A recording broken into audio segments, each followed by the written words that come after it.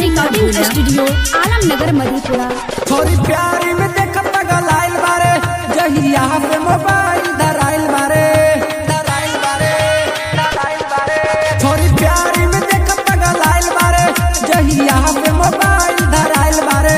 थोड़ी प्यारी में देख पगल आइल बारे, जहिया पे मोबाइल धराइल बारे।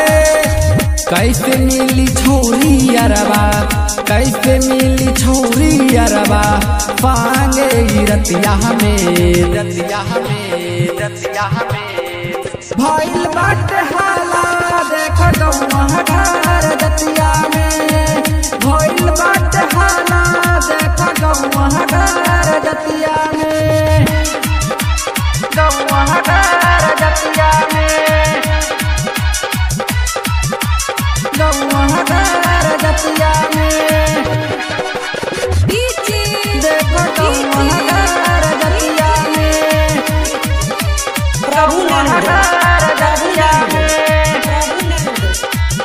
Present by PM recording studio Alamnagar Madhepura.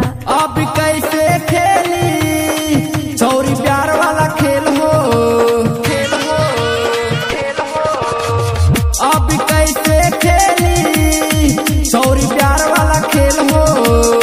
एक राजाए नदी घर पे केहू अकेल हो, लाभी की बीमारी धाके, लाभी की बीमारी धाके, परल बारी खटिया पे भइल बाटे हाला, देख गौहर रतिया में भइल बाटे हाला, देख गौहर रतिया में गौहर रतिया में गौहर रतिया में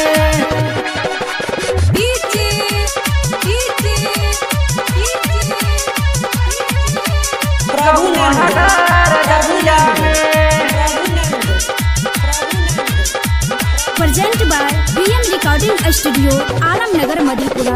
कितना करीले माना, जाइले पारे के बहाना,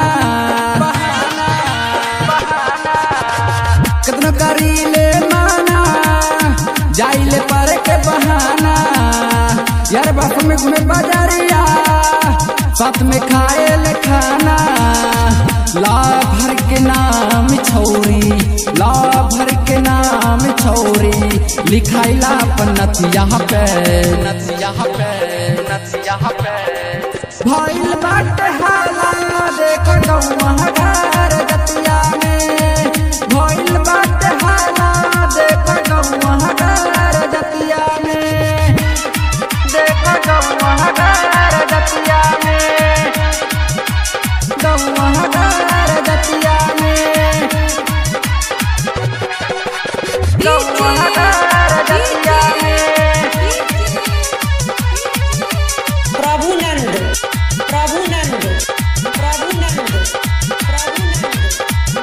present by PM recording studio Alamnagar Madhepura. Writer Santosh Kumar बात ये कर यार, राइटर संतोष कुमार बात ये कर यार।